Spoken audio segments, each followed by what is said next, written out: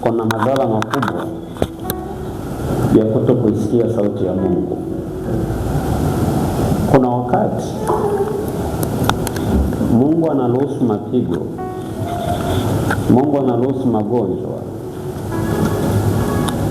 Mungu anaruhusu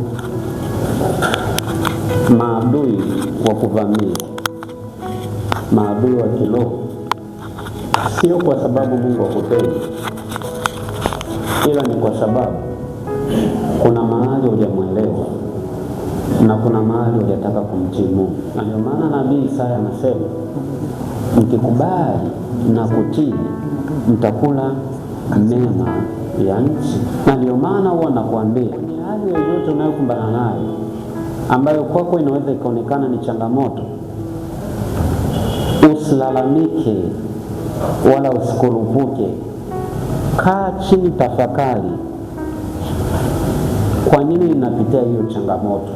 Na changamoto zingine zinakuja si kwa sababu Mungu anataka zije, ila ni kwa sababu tumetoka kwenye njia sahihi. Lakini yote kwa yote, unachotakiwa kufanya ni wewe kugeuka kumrudia Mungu.